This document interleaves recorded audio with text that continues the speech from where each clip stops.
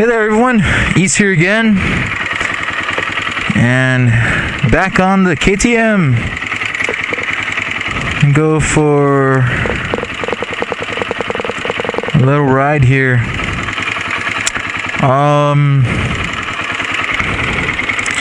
I kind of wanted to do a little rundown about my thoughts of the Sony Action Cam AS100V.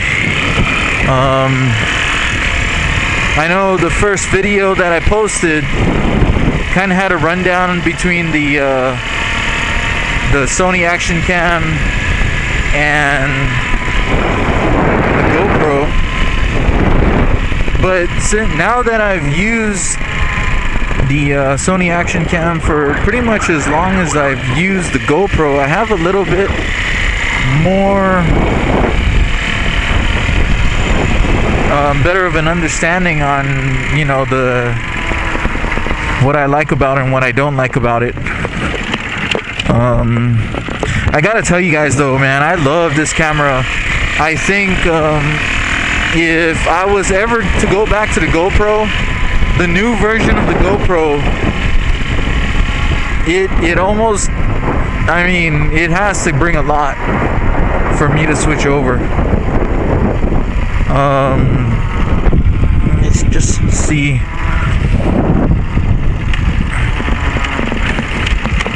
Or not switch over, but switch back, because I used to run the GoPro,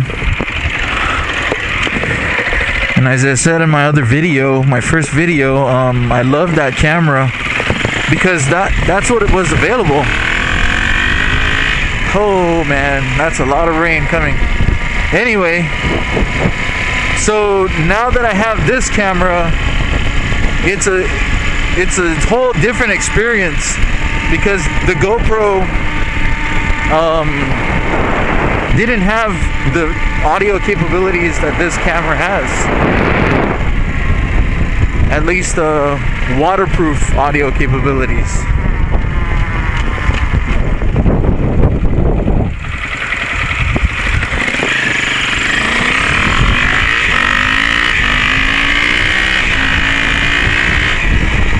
And capturing the audio means a lot to me, because I'm using this for, you know, capturing family events and getting, you know, memories with the kids and the family.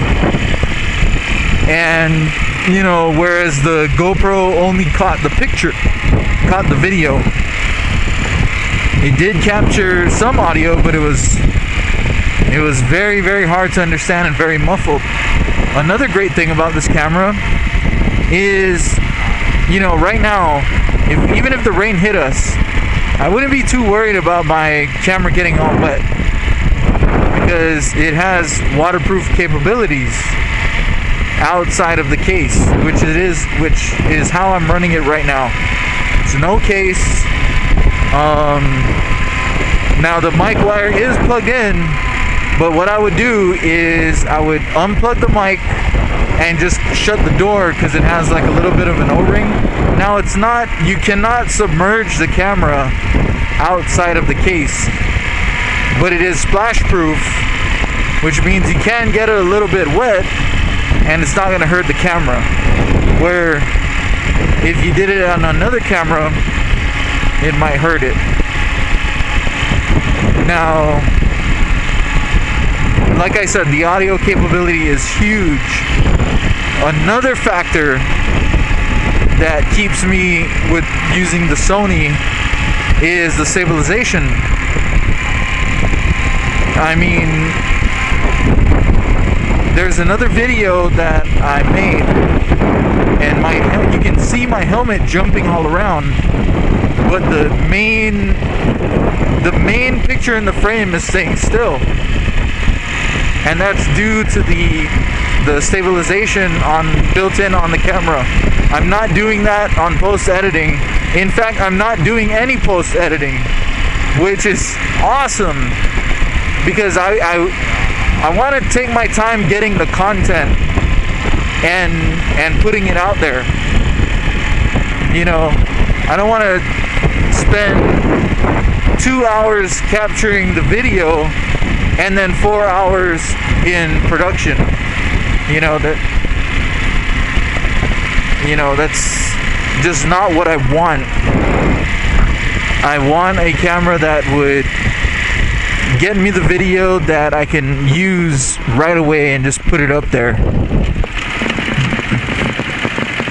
And so far, so good. This is doing the job, quite nicely. The one thing that I've noticed is anything up close and clear comes out very, very clear and clean on this Sony Action Cam. Now, once you get a little bit of distance, small little details, are hidden in within the main, picture.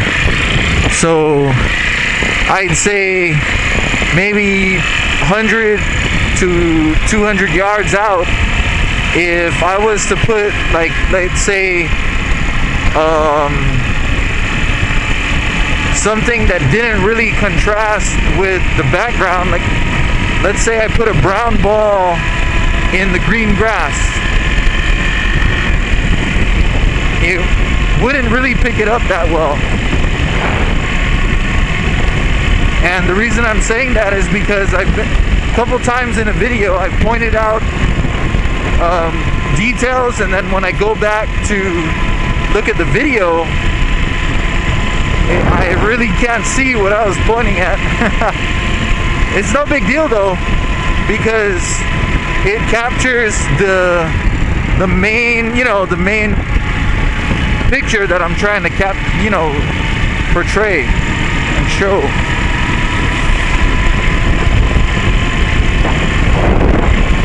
And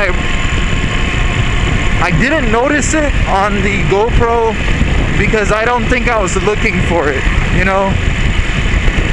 I wasn't able to, well, first of all, on the GoPro, it was up on my head and there was no audio feature, so, it wasn't really pointing anything out. I was just trying to capture the ride,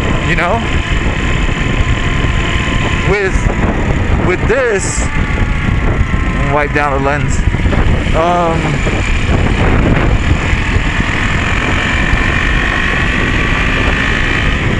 With this camera, I have the opportunity to speak to you guys while I'm taking the video.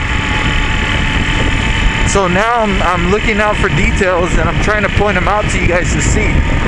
And I just have to remember that certain distances it won't get picked up. I would have to come a little bit of get a little bit closer and close the distance between the object and the camera. But that's okay. Like I said, if I wanted more detail, I would use an HD camcorder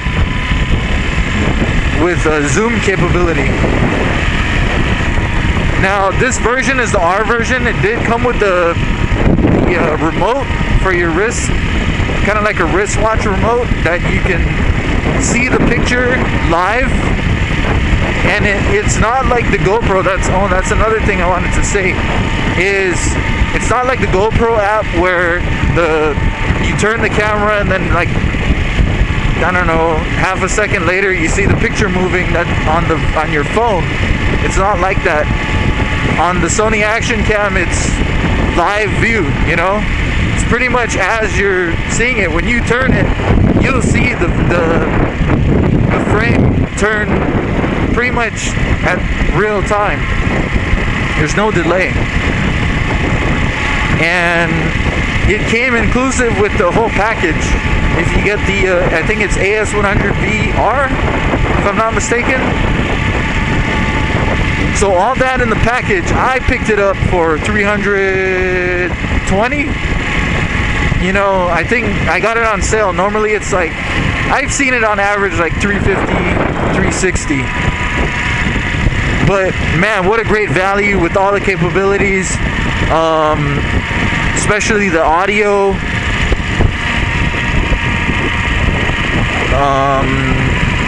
Now there is a feature where you can do like a Pro Tunes.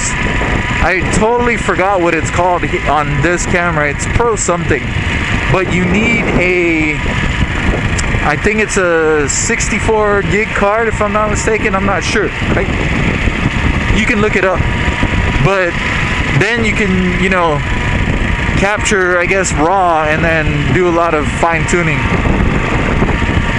But yeah, if you're shopping around right now for an action cam, you know, I would highly recommend, especially if you're using it for, you know, family stuff, I really would highly recommend the Sony action cam versus getting the GoPro. Anyway, hope you enjoyed it. Any questions or anything you guys want to see in detail, just let me know. This is East once again. I'm out.